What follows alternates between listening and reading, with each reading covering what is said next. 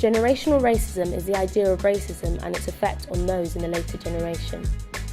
Racism is defined in the dictionary as prejudice, discrimination or antagonism directed against someone of a different race based on their belief that one's own race is superior.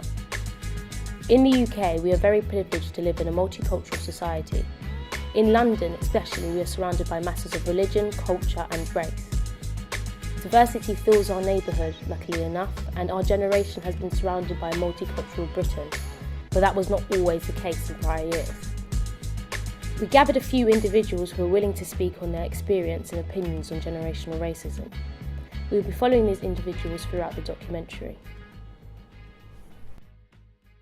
My name is Belinda and I'm 30. My name is Novelette Smith, maiden name Cole. I came in this country in the 70s, 1975, to join my husband. I am from the UK. I was born and raised here. My parents are from Uganda. My mum is from Uganda, my dad's from Tanzania. My name's Palbinder Singh Bura. I am age 50. I was born and raised in Birmingham. There was lots of racism. For instance, people would ask you, like young children would ask you the time.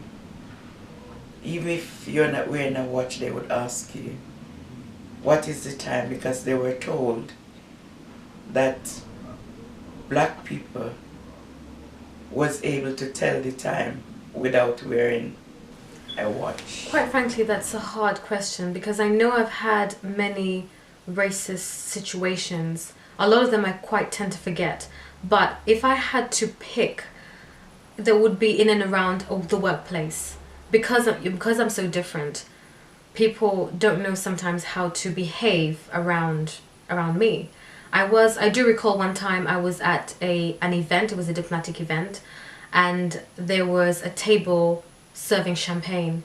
Now, there was a very muddled line, so it wasn't clear that anybody was queuing. So I was trying to go over to ask the waiter, where do I queue to get a refill?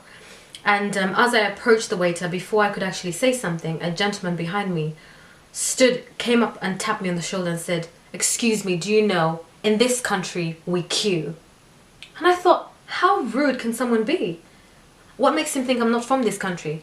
I guess because I'm black. So at the age of 16, my brother and I were walking back home from a park, and we were jumped from behind by a gang of youths. Caused me to fall forward. My head banged against the pavement, and the youths began kicking into us, and with my head banging against the pavement, my blood vessel ruptured and blood came out. So that was the first and the only main incident that happened to me. And they would call you monkeys, and to go back to your country, go and swing in the trees. For instance, when I started working in the hospital, I was told to bath a female patient, and took her in the bathroom, set the bath, and said to her, "I'm going to give you a bath." And she said to me, "Who told you that you could put your black hands on a white woman?" I was so frightened for her age to behave to me in such a manner. I would say that racism in the UK is not very blatant, and the reason I'd attribute to this is because the British are actually quite polite, or British culture is very polite. So for you to say anything very racist seems very rude and outrageous, as opposed to the United States, where racism is very, very, very blatant. When I walk into a room, when I walk into an office, when I walk into a shop, literally am not reminded that I'm black. I guess another reason also is because London especially is very cosmopolitan. We have people from all over the world.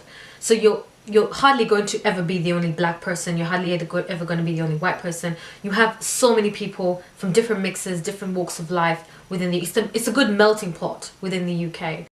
I'd say in the UK, the country has become more multicultural, and being a part of the European community, we have a lot of people from varying and different backgrounds, and certainly in Birmingham, I think the people have shown how well we can all get on with each other. I see people from different backgrounds, experimenting with different food and wanting to learn about different cultures, and I'm very positive about life in Birmingham. I think racism is easier for this generation to deal with, because in the 70s you got physical abuse from people where racism was concerned.